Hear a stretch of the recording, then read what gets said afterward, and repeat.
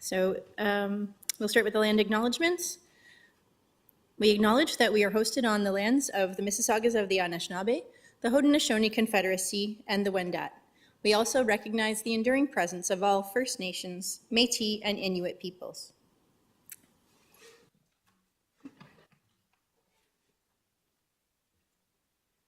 So the first item on our agenda is the approval of the agenda. Could I get a mover and a seconder? Trustee McLean, Trustee Tdsb.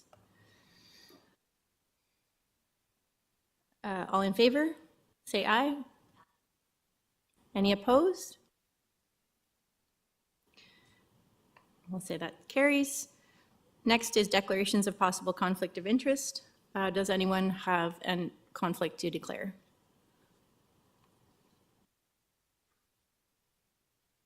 Hearing none. Item number 4 is delegations, and we do have one delegation tonight online. Yes.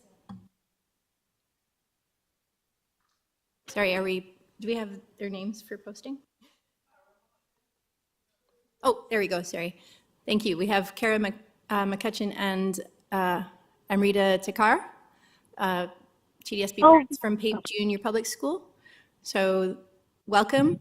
Can you hear us? Yes, we can hear you. Can you hear us okay? Yes, perfect. Thank you. So you have 5 minutes for your delegation. I'll try to give you a notice when you're 1 minute from the end. And then after your 5 minutes, we will take questions of clarifications from trustees. So go ahead when you're ready. That's great.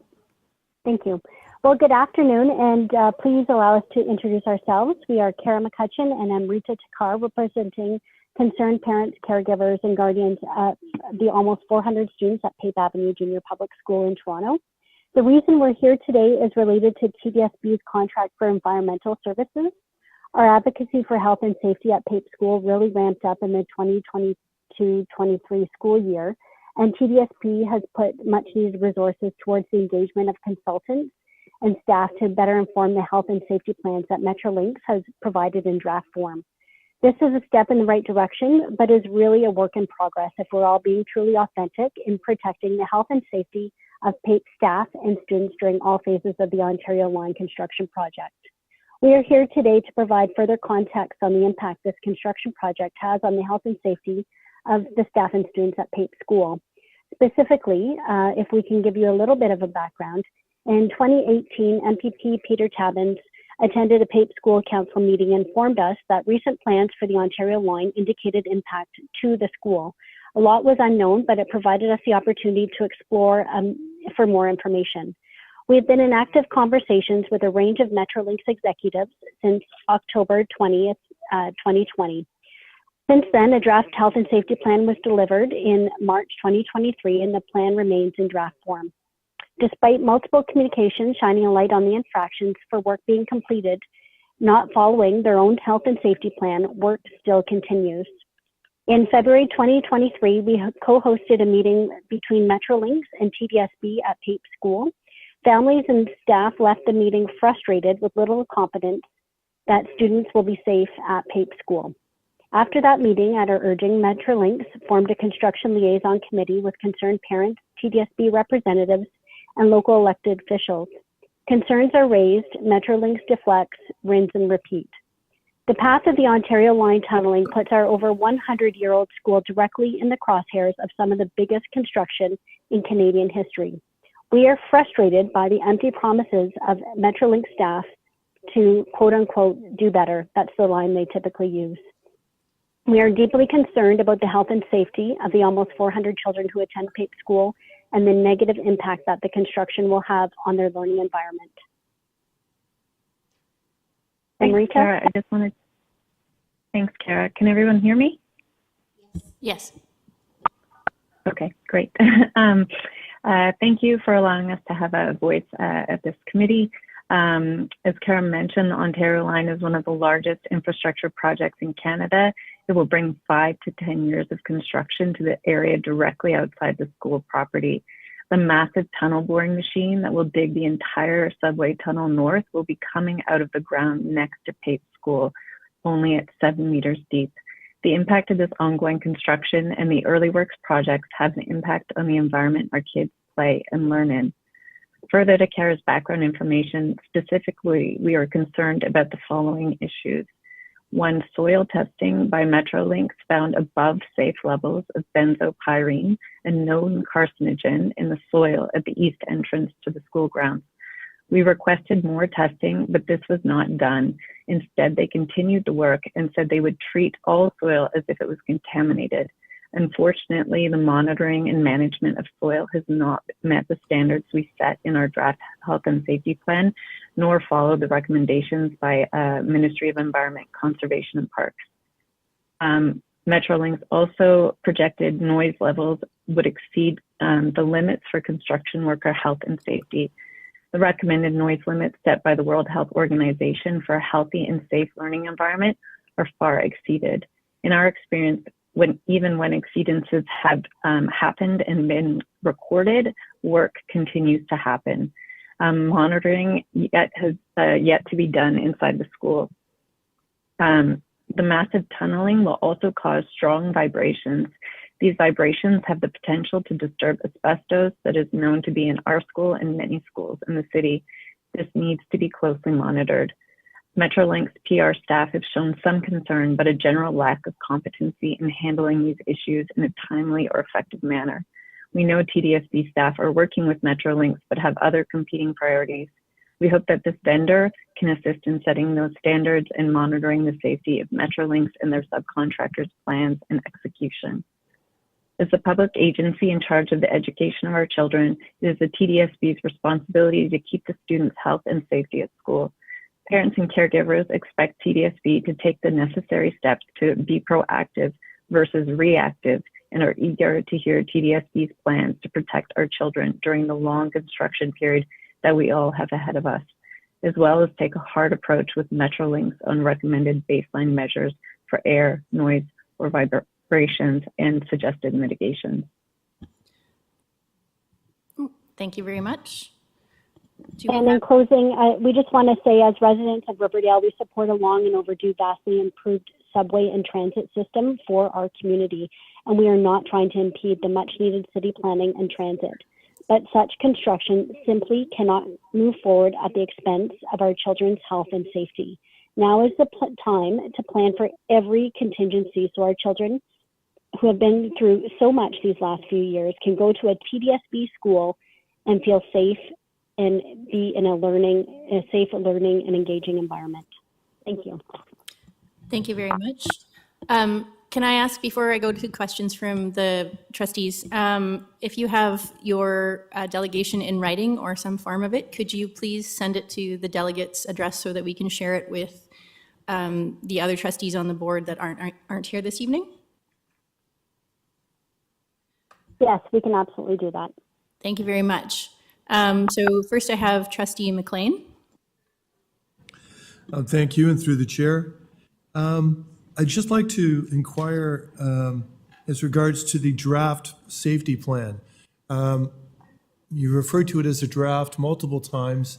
I'm interested in who agreed or who created the plan and did Metrolinx and who signed off and who the plan creators were, what kind of agreement it represents.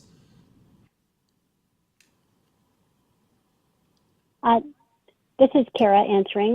The draft health and safety plan was drafted by Metrolinx and was used as a frame to inform as we move along and understand what sort of unique opportunities are presented at the school. TDSB facilities have met with Metrolinx as well in relation to this draft health and safety plan. Since it's been drafted in March of this last year, there have been many opportunities for it to be improved. And so we refer to it as a draft plan because there are many opportunities to better inform this draft safety plan to make it more fulsome. Thank you. Next I have Trustee Patel. Thank you, Madam Chair. Good afternoon, everyone. And thank you, Kara and Amrita, for delegation. And I do understand the concerns of health and safety. I really like to understand from both of you where you want TDSB's help. I mean, in what form and shape can we help? Because I'm just trying to understand that delegation at Finance and Budget concern about the Metrolinx construction. So I really like to understand that what do you expect from us by delegating today?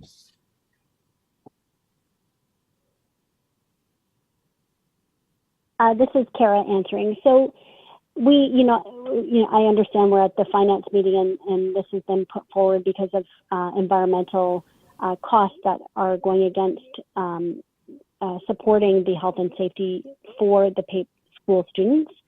I believe it's a step in the right direction, and it would be, I think, in everyone's best interest if there are more opportunities, whatever they present themselves, whether it's environmental, legal, whatever they are, to be able to be put forward so that they are covered for PAPE school. The first item on our agenda is the approval of Thank you for that, Kara, and thank you, Madam Chair. Thank you. Next, we have Trustee Earhart. Yes, thanks very much. And thanks very much, Karen and Rita, and to the many parents and caregivers at Pape Avenue Junior Public School who have been really championing health and safety for years prior to my becoming a trustee for the school and in the face of this project. And I appreciate you coming today. I'm just wondering if you could share a few more details of how the work, your impressions of the work between Tdsb, Metrolinx, and also the community is taking place right now, and what role you see that playing moving forward, just as it relates to the supports, the financial supports that Tdsb might need moving forward for this kind of work. Thank you.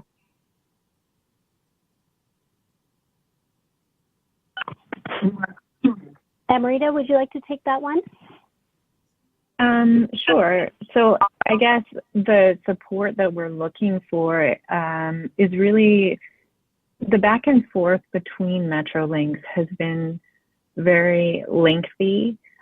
We get a lot of details that are often not in our wheelhouse, very detailed reports on noise or air quality, vibrations that are very technical and scientific.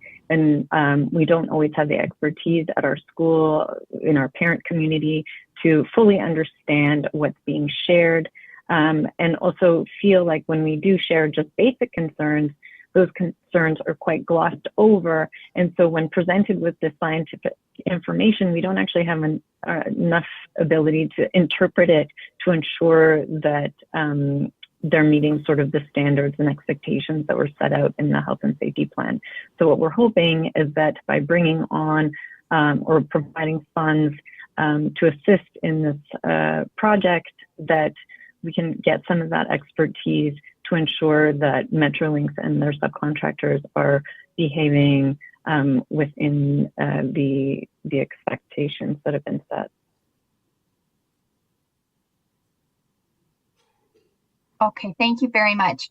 And I'm wondering if just for the relevance of trustees here, if Karen and Amrita, if you could describe a little bit about the kind of work, to the best of your ability, the work that's taking place and the kinds of mitigation measures that are being put in or have been put in, or just what the experience has been like so far during what I understand are these pre-construction works. Thanks so much.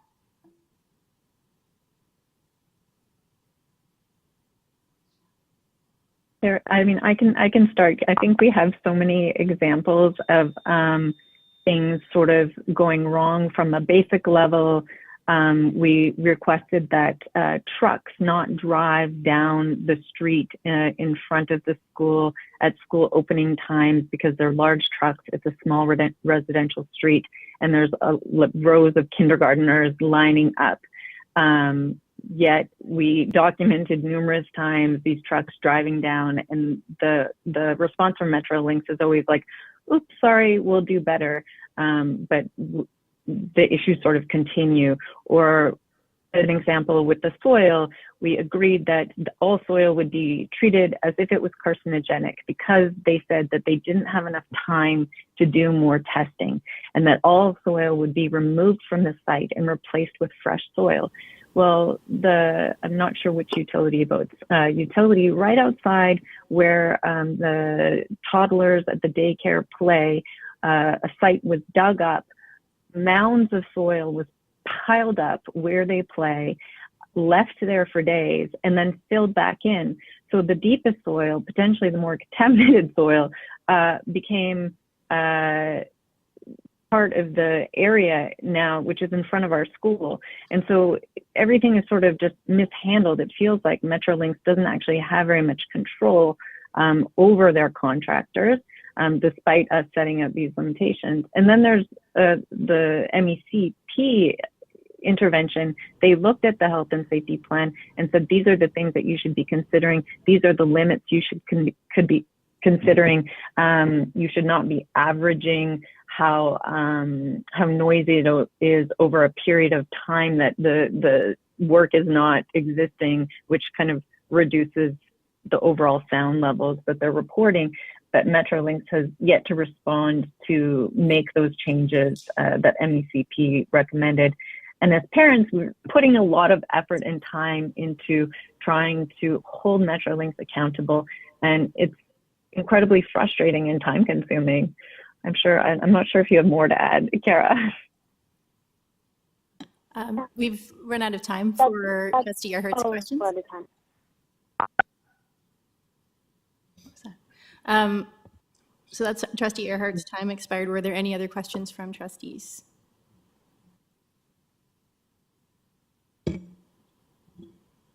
Okay, seeing none. Thank you very much for coming today and speaking to this. If trustees have further questions, this item is under contract awards.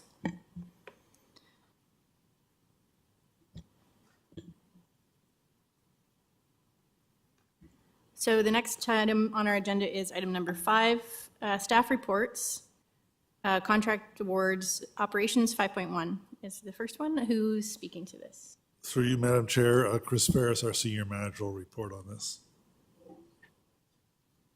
Good afternoon and thank you. Through you, Madam Chair, in this afternoon's report for contract awards operations, it's a relatively small one given the short timeline since the last special FPEC a couple of weeks ago. We only have one item tonight in Appendix A for information only on this report. As always, we're happy to answer any questions you may have about that singular item this evening.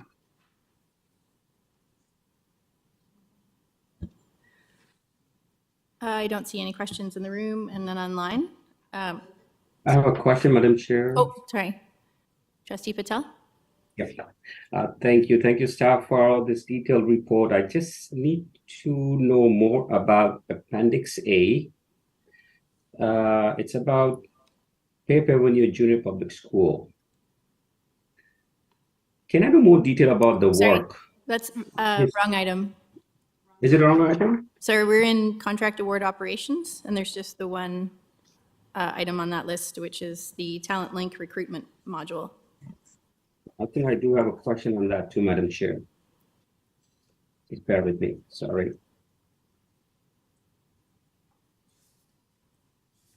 If I'm not wrong, it's about Talent Link recruitment module. Yes, Am that's I right? what's on the floor.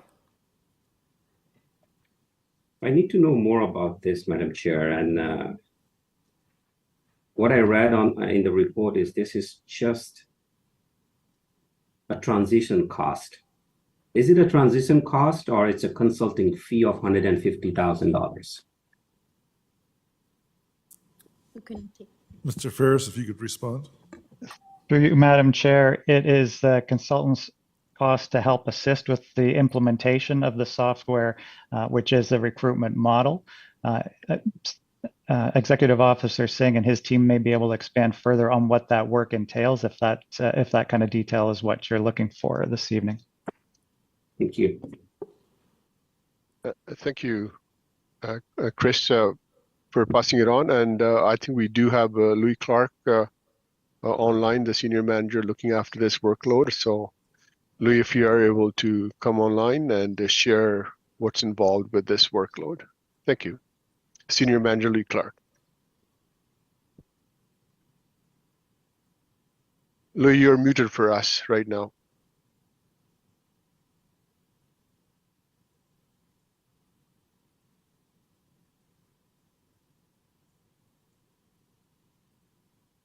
Louis, no sound for me. I don't know if others can hear you. No.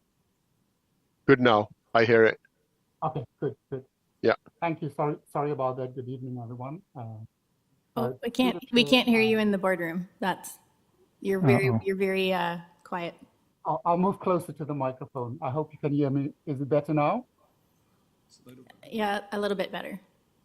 Okay.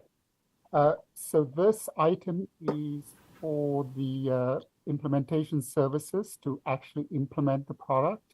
The recruiting module is, there's quite a lot of work involved in adapting or configuring it to the board's requirement for the different employee groups that we have. And it will be, this is a one-time cost. The implementer will also train our staff so that if there are any further changes that need to be made to the configuration, that we will be able to deal with those in-house. Thank you.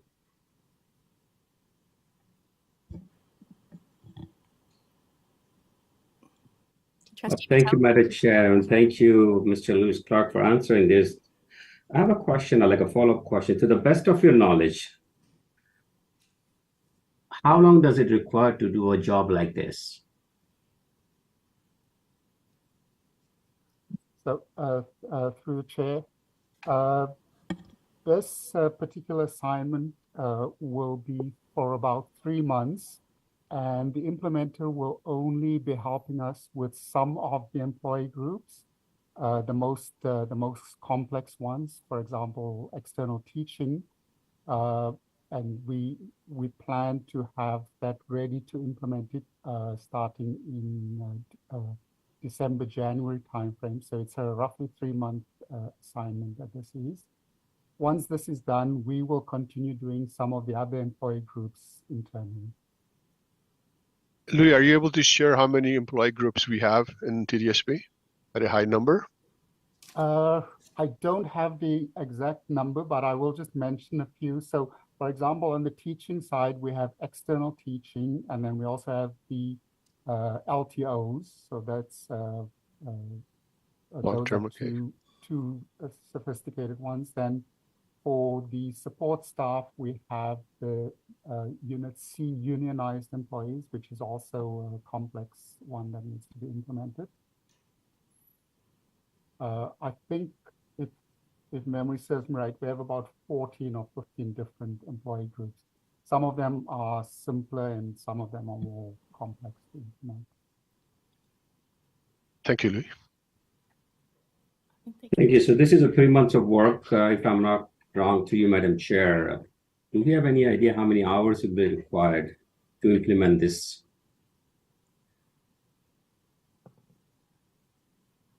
I don't have that number on hand specifically, but I can get that and communicate that to you. Thank you, Madam Chair, and to you, Madam Chair. And this is the concern I have. It's $150,000 of a work. The work might be complex. I do understand that. It's a professional service of $150,000. And I'm not getting a very clear answer how much hours it will be required to do this transition. And I'm really concerned when a consulting fees is paid of $150,000 over a period of 3 months. That's kind of $50,000 a month. But how many hours are required, we don't know yet. So I'll be really thankful to the staff if they can provide a detail information on such contracts. It makes our life more easier to analyze what we are paying to the professional people. Thank you, Madam Chair. Through you, Madam Chair, Mr. Ferris, would you have the information on how many contract hours are under this, or do we have to really search that and come back It's with usually it? in days, right? Sorry? Usually, usually this kind of contract is in days. Yeah, Like, but do we have, just to days Mr. for Ferris, do we have any way we can quantify it right now for the Not immediately. We'll have to go back on that, Craig. Thank you. I'm okay with that, Madam Chair, if I can get that information later on, and that's all from me. Thank you, staff. okay. Thank you, Trustee Laskin. I just wanted clarification. This is here for information. Is that correct? Yes. Thank you very much. 150,000, yes.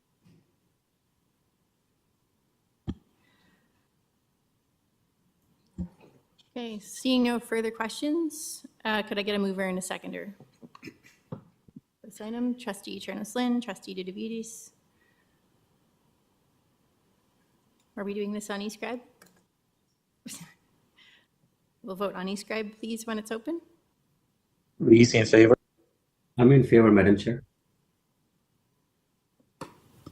I'm in Sorry, was favor. It's Laskin. Oh, thank you. Shannon in favor.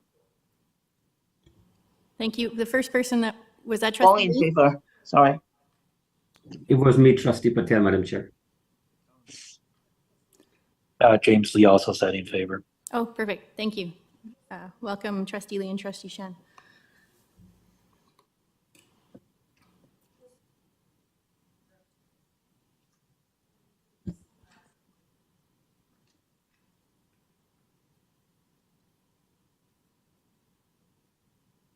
And that carries. Thank you very much.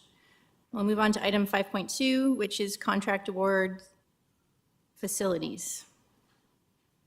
Through you, Madam Chair, I'll ask Senior Manager Chris Ferris, with the assistance of Maya and her team, to go through the awards to this report. Thank you. And through you, Madam Chair, another smaller report than usual, given the short timelines between meetings. The Facilities Contract Awards report this evening has 5 items in Appendix A that are here for the information of the committee. We have no items in Appendix B requiring committee approval, and 2 items in Appendix C that will require board approval. And just a reminder that the delegates were speaking to an item that appears in Appendix A for Pape Avenue, if there are any questions further to that particular item. First on the list, we have Trustee Laskin. Thank you very much, Madam Chair. I'm wondering if we can give staff the opportunity to respond to some of the concerns raised by the delegates with regarding our relationship with Metrolinx and the health and safety aspects for students and staff and community around Pape Public School. Thank you, Madam Chair. To you, Madam Chair, I'll ask Executive Officer Puccetti to respond. Thank you. And through the chair, we take those concerns very seriously in terms of student safety. So I'll begin by explaining that we do have specifically assigned staff who are following this project, who have technical knowledge from an engineering and design point of view, and that includes Senior Manager Vladimir Tarakanov, who has been present at many of the meetings with Metrolinx and receives many of the much of the technical information that's provided by Metrolinx.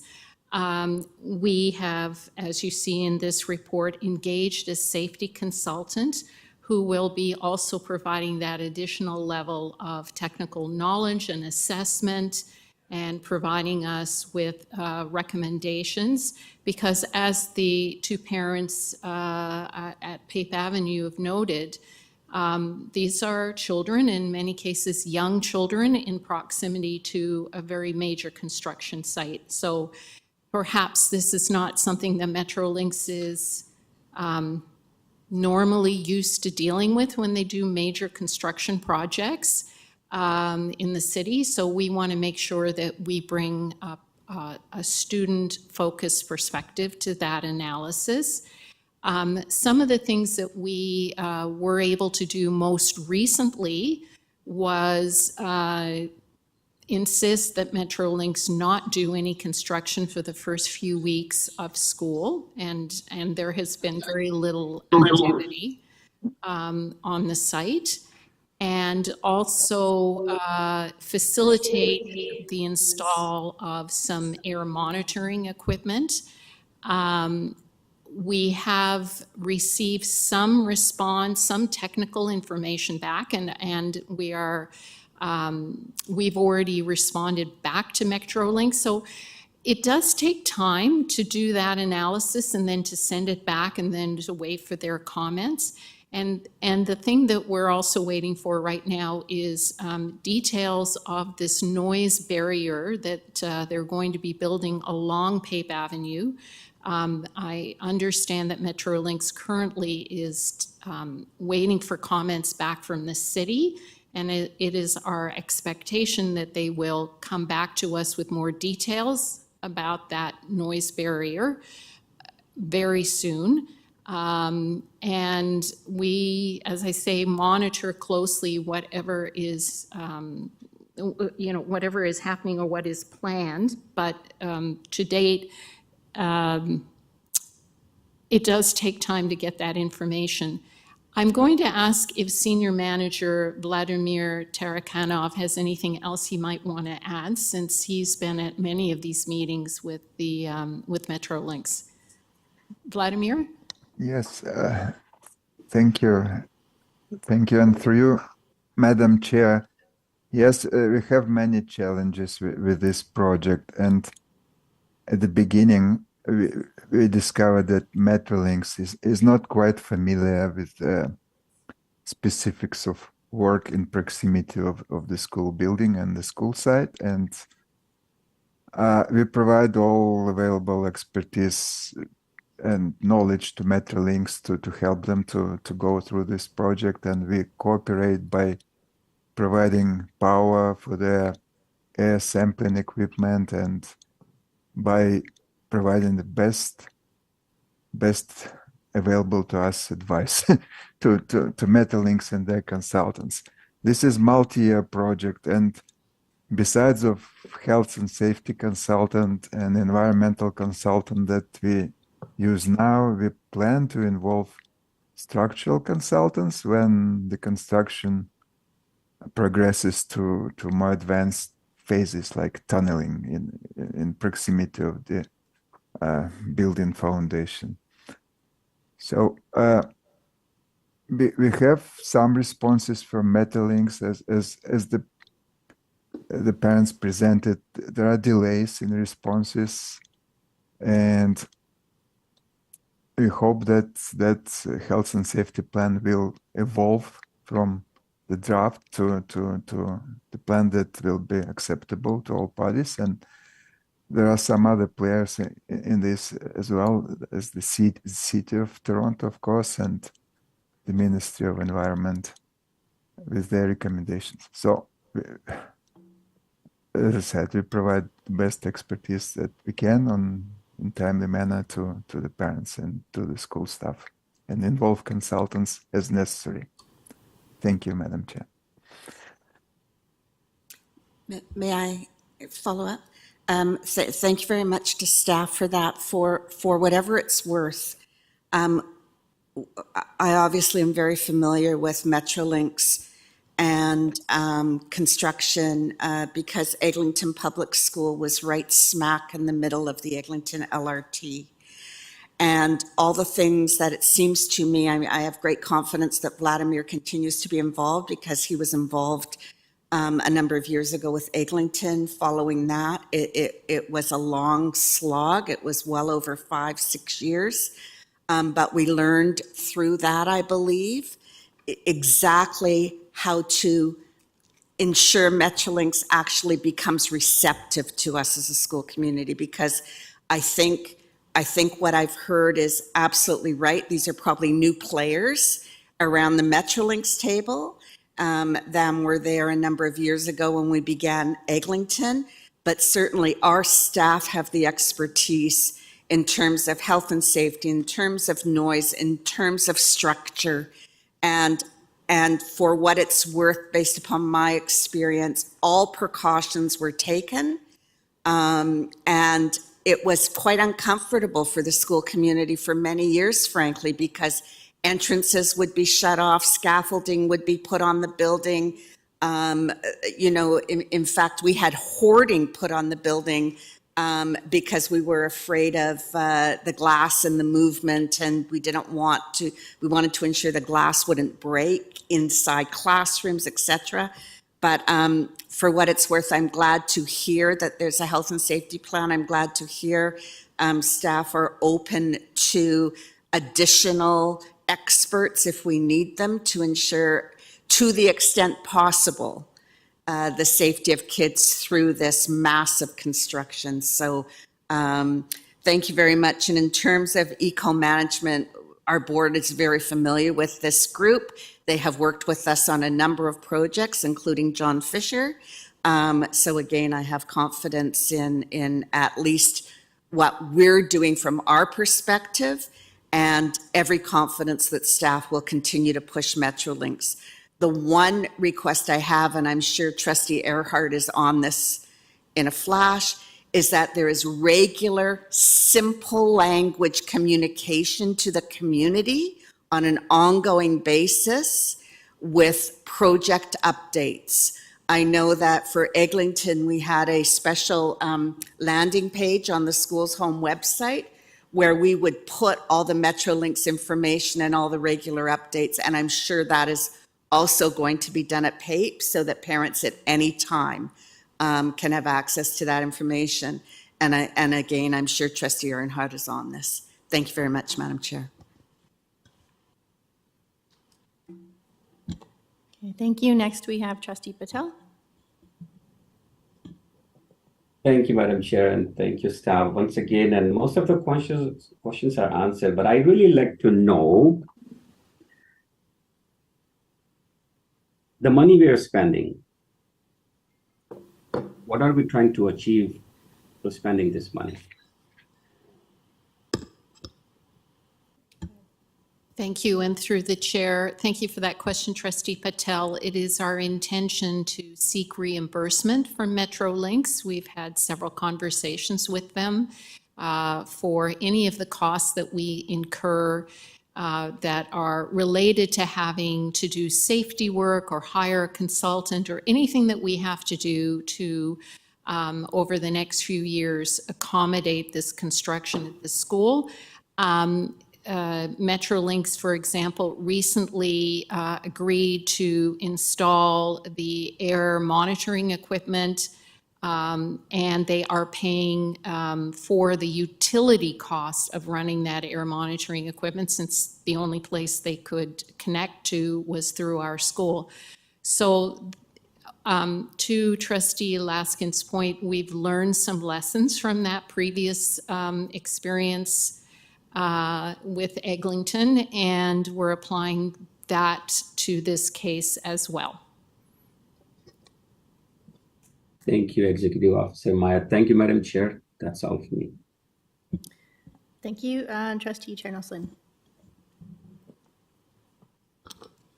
So, thank you. So, through the chair, my question was a little bit similar to that, and I wonder if staff could just expand a little bit on what, whether or how discussions are going about reimbursement, because it seems like, while we all want transit to be built in our city, and there are huge challenges building transit in a city that's already established, we're not starting from scratch. And having been, like Trustee Laskin, both a parent, community member, and then trustee where we had Metrolinx building the Eglinton line next to schools, it is really challenging. And there are extra costs that we are taking on that are really quite significant. And I guess I wonder if we can just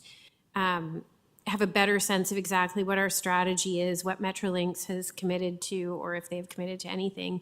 Because it seems like there's an awful lot of specialized consultants that not only that we need right away, but that we're going to need in the future as this goes forward. And I don't really believe it's the school board's responsibility to cover those costs. I feel like that is something that Metrolinx should be bearing, or certainly bearing a big portion of that.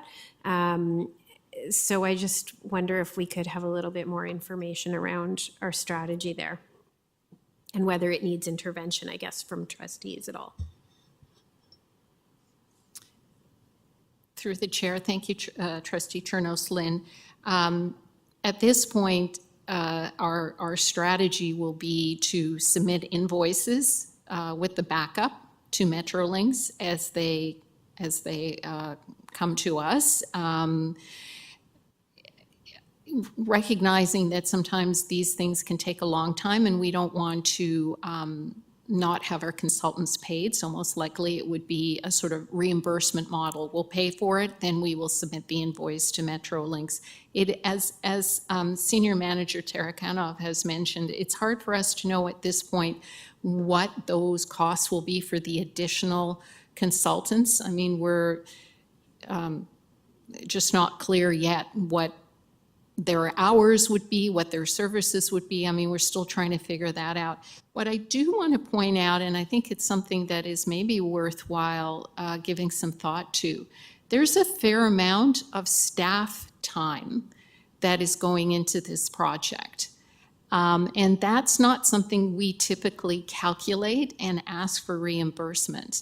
So in all the meetings that facility staff are attending, we have the services of our own in-house communications person working on this, principal time, superintendent time. That's the one aspect I frankly am not quite sure how we quantify it, and whether or not we would be able to seek some sort of reimbursement. So I may be able to come back to you later on with some idea what that is, because it is a lot of time, for sure. Thank you, through the chair. I think those are all considerations, and we need to think about those, because it is, I think, going to be not just at PAPE, but I think we're going to probably have this at multiple places throughout the city where they're building this. I guess we'll look forward to further updates on this. And this is not a motion or anything, but I wonder if at some point the board might get an update either in Trustees Weekly or through another measure about how things are going in terms of this, because it is something that we're going to have to monitor on an ongoing basis. I do know that we've set up a I think we have Metrolinx coming to present to trustees in an information session within the next month. But I know these are big pieces where we need to work not only with staff on and our local schools and the local trustee, but also with community in terms of making sure information, like Trustee Laskin said, making sure information is flowing, making sure that we're meeting the needs of the local community, and ensuring that Metrolinx is supportive, even at the level of crossing guards. Sometimes you need, having been through this, sometimes grout plants are put in places that make it really difficult, or there's traffic pattern changes or different things because of the building of a subway line. So while there's sort of this immediate major issue of construction, I think there's going to be ongoing challenges throughout the period of time that I'm sure Trustee Earhart will manage with her community and with staff and with the local school well. But I think this is such a big piece that trustees probably need to be kept aware, just as this develops all across the city, because I think it's going to affect many wards, and it'll be helpful for us to understand it and be able to share ideas as well. Thank you. Thank you. Next, we have Trustee McLean. Thank you, and through the chair. I'm going to join the bandwagon of my colleagues, and about the cost of this, and I certainly support the acquisition of everyone's advice and talent that we need to ensure the safety of the people in the students, the staff, the families. It's our physical asset to make sure that it is. But I too am a little concerned about the revenue, and so I am encouraged to hear that it's our expectation, at least that part of these costs will be reimbursed, and we'll explore others. And many of the questions were answered since I got on the list, but what's, I guess, remaining for me is Trustee Laskin referenced Eglinton School, and having gone through this, have we sought reimbursement for expenses generated in that work? And if we have, can you tell us about how receptive they were to our invoices, and just so that we have a reasonable comfort level or a reasonable expectation about what the future may bring? Thank you. Through the chair, Trustee McLean, I'm not sure what transpired back then. I'm going to turn to Senior Manager Tara Kanoff, who was in facility services at the time, to see if he has an answer. And if not, then I will endeavor to get that information for you. Vladimir, if you're there. Yeah, thank you. Yes, through you, Madam Chair. At Eglinton, we have received compensation for our expenses and costs through the agreement that was drafted and executed by TLC on behalf of Toronto District School Board. And the amount covered Tdsb costs at Eglinton. Okay, thank you. I'll follow up then through the chair. I'm assuming then, do we have similar agreements in place for all this work as it currently exists and is projected to as the line grows? Through the chair, those agreements are currently in draft form, being negotiated back and forth with TLC and Metrolinx. So they're not finalized yet, but they are in the works. Right, and I guess I'm just being a layman and not being in this field. I would have, in a perfect world, I would have expected these agreements to be done in advance so that when things happen, there's an understanding in advance of what's going to happen, as opposed to, after something that might be after the fact and chasing a mutual understanding at that point. Is this commonplace to do these after or during? Through the chair, there is a slight difference, a slight level of complication with this one, in that at a certain point, Metrolinx will need to divert some of the current services that are in the street onto Tdsb property, which will generate a permanent easement, underground easement on Tdsb property. And that is somewhat different than what was happening with the Eglinton line, in that the Eglinton line didn't come on to Tdsb property. So it is a bit more of a complicated agreement, for sure. My last one through the chair, we have the reasonable expectation that at the end of the day, we're going to have an agreement in place that provides for us to provide reasonable expenses that we expect to be reimbursed for. Is that true? Through the chair, that is correct. Thank you, Madam Chair. Thank you, and I'll pass the chair. Go ahead. Thank you. So, yeah, well, I have a Metrolinx project going through my neighborhood across the street from my house. So I would say if the frustrations of my community are any indication, the frustrations of my community reflect the parents coming from Pape School today, that the communication from Metrolinx and the interactions are have not necessarily been positive historically. So I'm hoping that agreements going forward that affect an entire school community can include, especially as Trustee Laskin said, that proactive communication piece in a manner that supports the community's understanding of what's going on. My further questions are about the contract for Bowmore. And just if I could get an update on this, if item number 5 in design and renewal refers to the work that's already happened, or is this the work that still needs to happen to the rooms that are closed?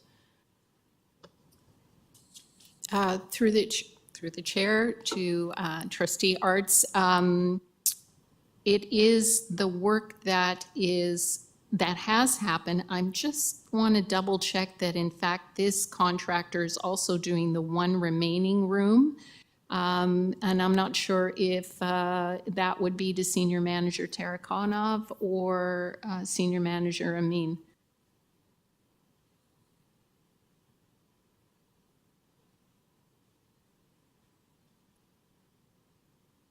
Through the chair, this is the contractor that did the initial response when the fire had happened and then the cleanup.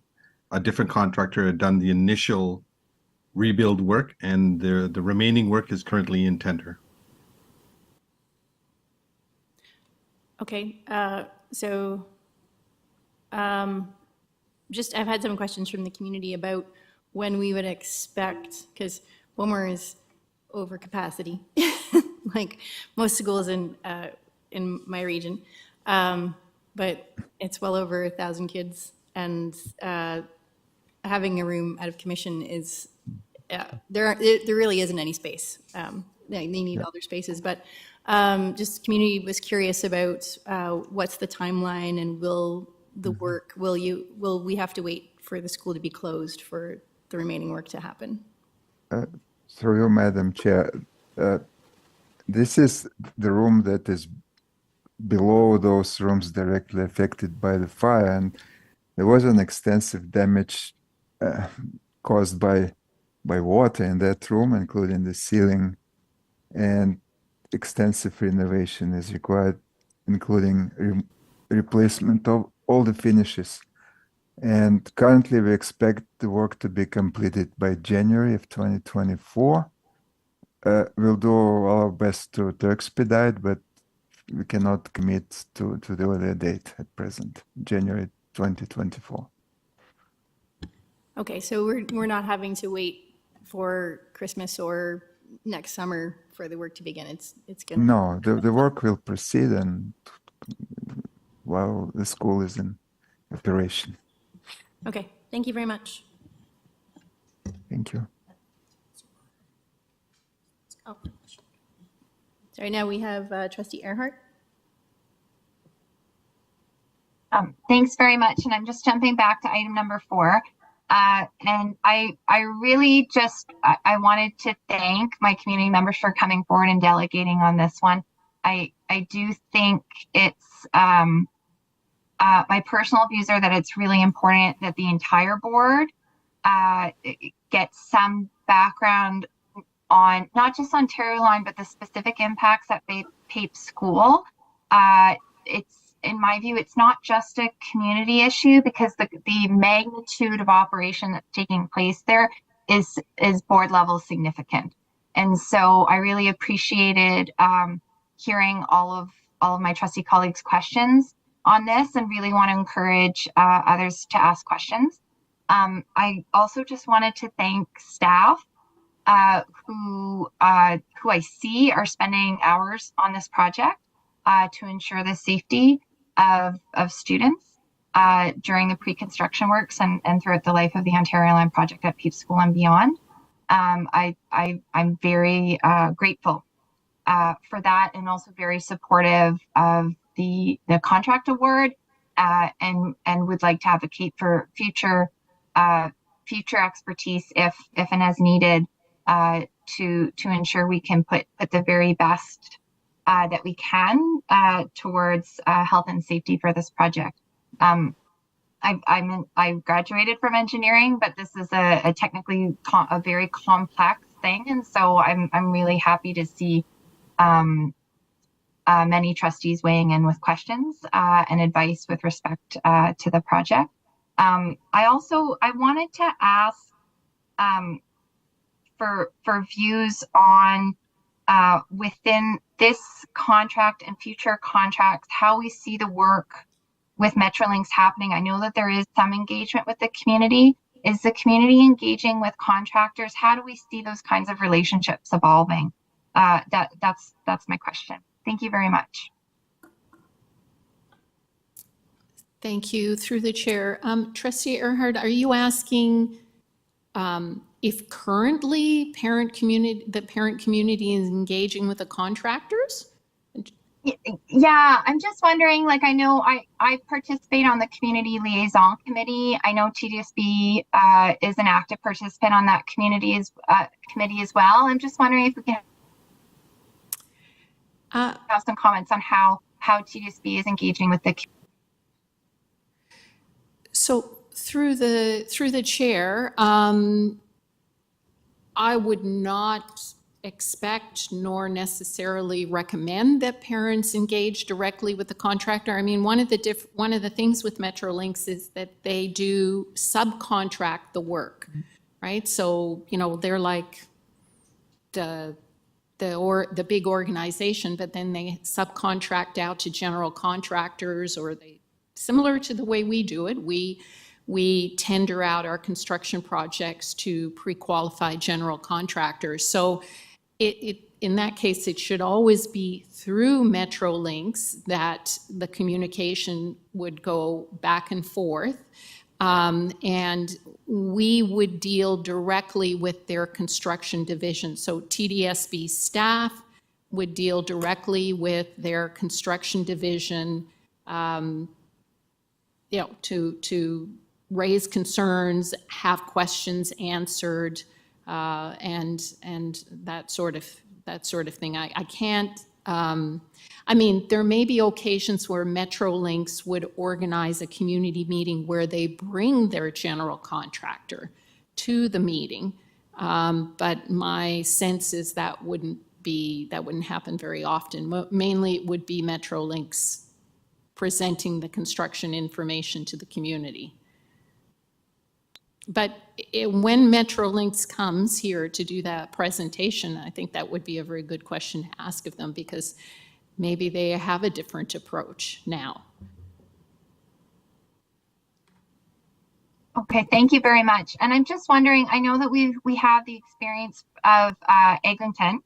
I'm wondering if we've had any other projects where we've had this kind of underground easement question, the micro tunneling, as well as the tunneling adjacent to the school. So we've got the pre-construction works proposals that are going on with this Metrolinx project, which is related to the relocation of a sewer, which I understand requires micro tunneling. But then we also have the larger scale tunneling that would be taking place as the actual Ontario line gets built adjacent to the school. Have we ever had anything at that scale before, or with all of those pieces? Thank you. Through the chair, it's really has been for the last 10, 15 years, the Eglinton crosstown construction. We do have a few situations where, for whatever reason, historical reasons, the way the sites were subdivided many years ago, whatever, we do have a few where there may be an underground storm or sanitary system that crosses underneath our property. And when the owner goes to redo that, then they would ask for an easement. And similarly, just thinking about,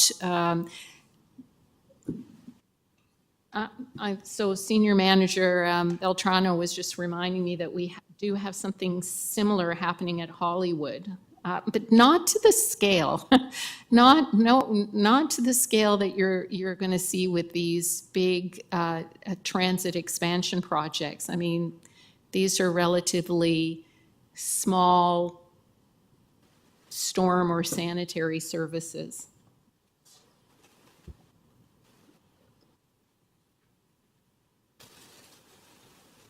Okay, thank you very much. Those were all my questions. And again, I just want to thank staff for all of the work that's gone into supporting PAPE School and the health and safety process.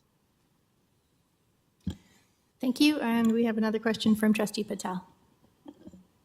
Thank you, Madam Chair. And I'll go to item number 5 about Bormer Road. I believe there was a fire in this classroom, if I'm not wrong. Am I correct? Through the chair, yes, Trustee Patel, there was one room that caught fire, but the smoke damage and the water damage impacted the rooms around it and below it. Thank you, Madam Chair. Through you, Madam Chair, did we not receive any insurance compensation for this? Through you, Madam Chair, I don't have that information available tonight, but I believe we are in consultation with our insurance firm. Thank you, Madam Chair. To you, Madam Chair, I'm pretty sure we are covered under insurance, and we don't have that information on first hand, and we are trying to restore a classrooms or multiple classrooms where our insurance should compensate us something. And if those information are not here, how can we even allocate $400,000 without knowing a proper information?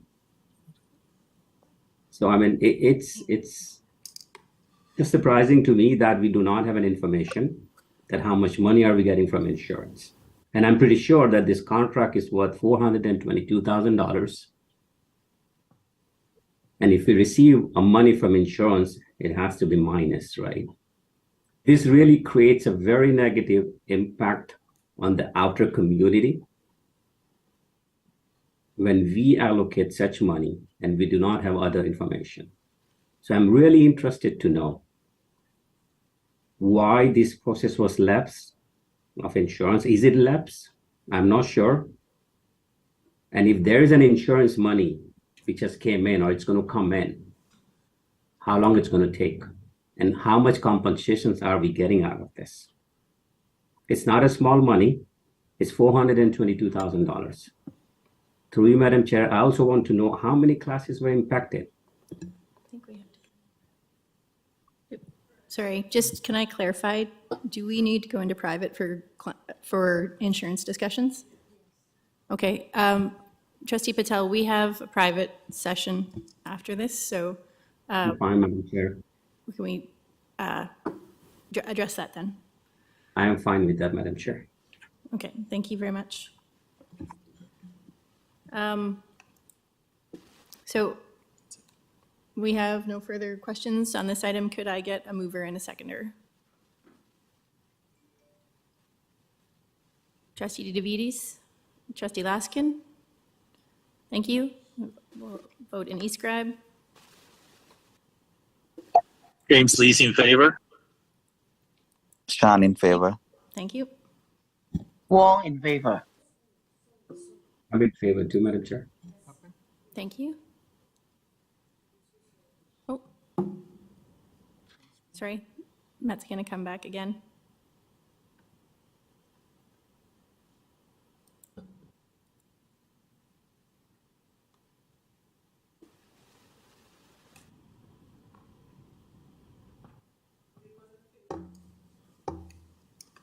Sorry. Oh, sorry. Those who voted orally, we need your vote again. The wrong vote went up. Sean in favor. Sean in favor. Lee is in favor. Thank you. Wong in favor. Trustee Patel? Sorry, Madam Chair, I'm in favor. I'm sorry, Trustee Patel, was that in favor or? Oh, Yes. okay, sorry, thank you. Okay, and that carries. So next is 5.3, proposed 2024-25 budget development schedule. So, Mr. Snyder? Yes, thank you. And good afternoon, trustees. So this is our proposed 24-25 budget development schedule for both our operating and capital budgets. The timelines outlined below will facilitate the board approving an operating budget at the end of March and approving a capital budget prior to the end of the June at last board meeting in June, and to meet the ministry timelines for submission of a school board's budget.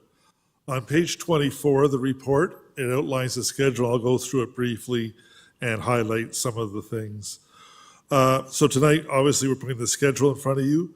At our next regular FBAC, besides our regular agenda items, we're hoping that the GSN consultation document from the Ministry of Education is released. I tried contacting the ministry prior to putting the schedule together, and they couldn't give me a firm date of when that document would be released. But we're hopeful that it would be released in October in time for our October 11th meeting. We'll also work with our communications department on a consultation plan and timelines at that meeting as well. We're asking to have a special FBAC on November 29th, and there are 3 items on that agenda. The first is an update on the October enrollments. As these enrollments inform our 3-year enrollment projection we have to provide to the ministry, but also inform our projection for the 24-25 year, and that'll come from our planning department. We're also planning at that time to give you an update on this year's budget at revised estimates, what's called the revised estimates, where you update the enrollments for the current year, as well as any operating changes of materiality to the budget. And again, as I said a moment ago, hopefully if we have the submission from the Ministry of Education on the GSN consultation guide, it's likely that by November 29th, it'll have to be submitted back to the ministry to meet their timelines.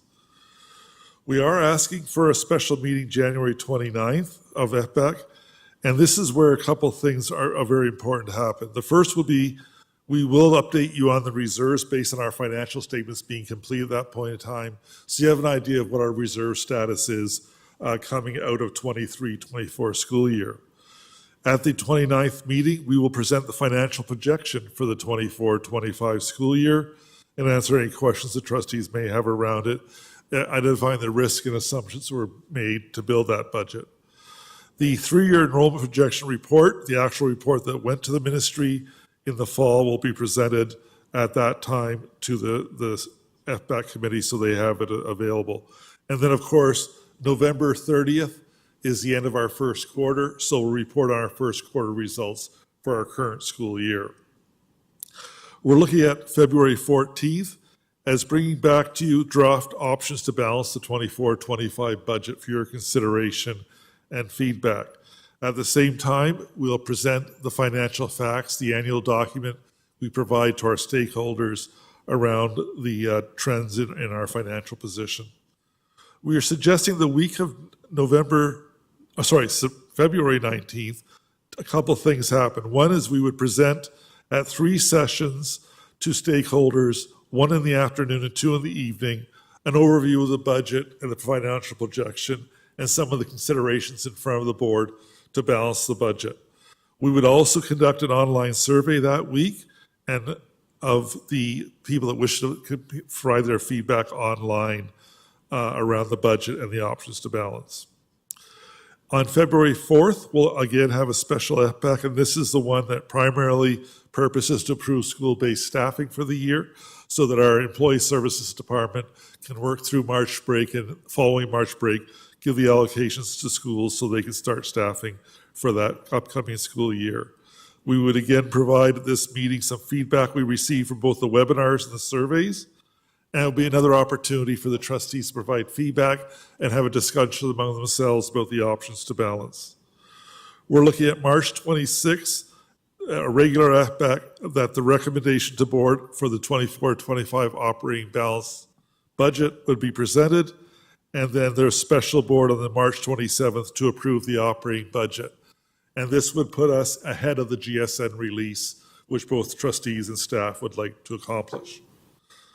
The April 25th, and again, both April 25th with special FBAC or May 1st would be where we do analysis of the GSN release when it comes out. And as trustees are aware, once it's announced, it takes a couple of weeks for staff to do the detailed analysis to understand what the impact is, but at one of those two meetings, that would be presented to the boards. In the May 1st meeting, we'd also present the draft 24-25 capital budget for your consideration and thoughts. And again, that is primarily because, as you heard, the capital priorities submission is being processed currently to go forward to the ministry. And then at the June 13th regular FBAC, the FBAC committee would recommend to board approval of the capital budget. And then obviously the last thing we usually do in the June FBAC is the summer approval process would be reapproved for the upcoming summer. And then the final board of June would approve the capital budget. And then staff would present both the capital and operating budgets. Of course, we are under the Education Act required to adopt a balanced budget. And we are working on our 3-year recovery plan with the plan that you approved. And we'll bring that information back as we work through this process with you.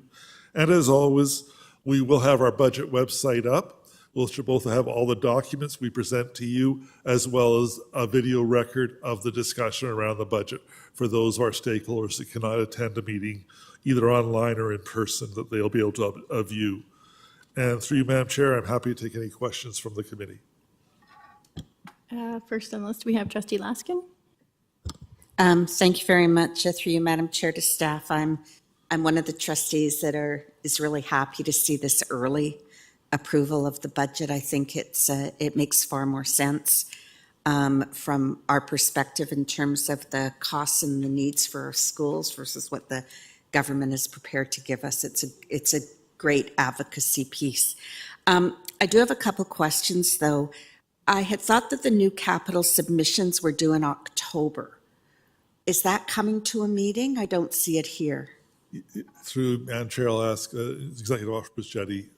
Thank you. And through the chair, we are bringing it to the, I believe, to PPC. PPC, okay. So, and I believe that's the September, if I have the date correct, 20th. Okay, thank you very much. I forgot that those run through PPC and not this committee. My second question is an update from the 2023-2024 budget submission that we've submitted. When does that come on the schedule? Is that? So through you, Madam Chair, November 29th, that update to revised estimates is for the current school year. Okay, thank you. So that, along with the October enrollments, because the primary changer, as you know, is our enrollment changes may be possible staffing levels, either up or down if the enrollments are above or below. So with planning reporting on the October enrollments, the budget staff will develop a revised estimates based on the changes in enrollment, as well as any other items within our budget that changed of material nature. That update will come to you in the November timeframe. Thank you. So just to follow up, so even though our schools will be reorganized by the first week in October, there's actually a bit of a lull before we understand the budget implications of what that means for the current school year. Yes, that's correct. Okay. And then my other question was our budget approved by the ministry? Yes, our budget was approved by the ministry. Okay, because I don't think that was ever officially reported to us. Yeah, it could have been at the last meeting that I wasn't there. So I apologize if it's a redundant question, but I was just curious. Thank you very much. Those are my questions. Thank you. Next, we have Trustee Dawson.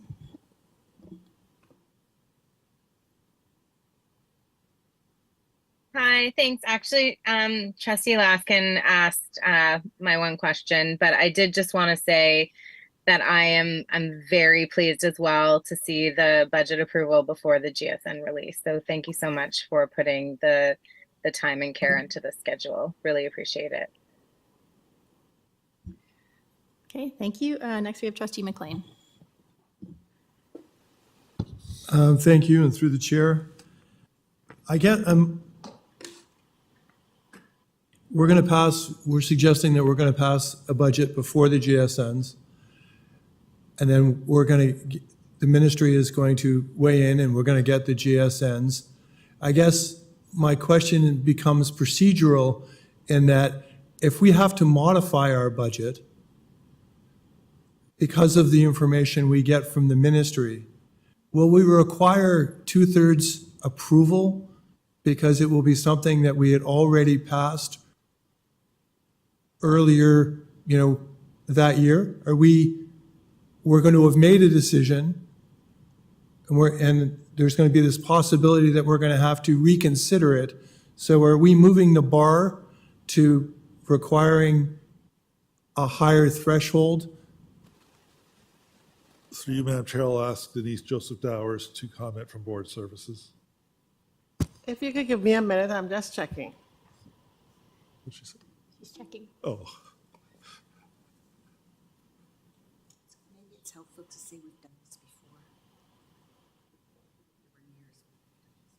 yeah, but I don't know if it's the bylaws change. So through the chair, you're asking whether then it will be reconsideration with a 2/3 majority? Is that the question, to change? Yeah, in essence, I'm a little concerned that we're going to do it in advance. It's going to need to be modified, and that would be deemed as reconsideration, and the higher threshold would come into play. That's kind of what I'm concerned about. So, Ms. Dowers, would it be a reconsideration or amendment to the budget? Could an amendment be made to the budget that wouldn't consider It would be an reconsideration? amendment based on the new information that you have from the ministry. Okay, Sorry, thank you. Sorry. I get a bad echo when you say. Yes, sorry. She said it could be an amendment based on new information from the ministry. Does that answer your question? I'll pass the chair. Thank you. I just wanted to also say thank you to staff for putting together a new timeline and working with us to do things a little bit differently this coming year. We had a lot of discussions about producing a needs-based budget without that pressure of oh goodness, when are the GSNs ever going to come out looming over us. I think this will be a much more positive and productive timeline and way to work the budget, to look at what we believe our system needs as opposed to what we think we're going to get.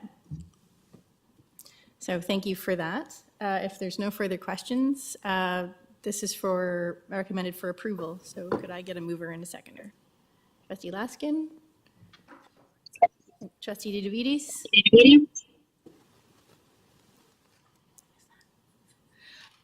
And could we open the vote, please?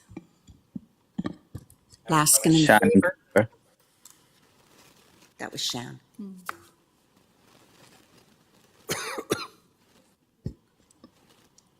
Patel in favor. Thank you. Trustee Wong?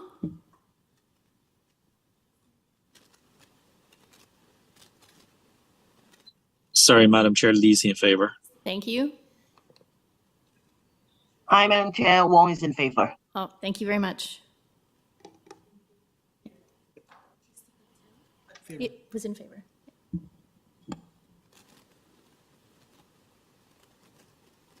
And that carries. Thank you very much. That's all the items on our agenda for the public session. We will now move into private to consider some private property and legal matters. Who do we need to ask to leave? And can we turn off the live feed? Through you, Madam Chair. Oh, sorry. Do we need a mover to go into private for committee? Would a mover or a seconder to move into private, please? I think you should take this off the screen. Yeah, well, yes, we should take that down before. Are we still live?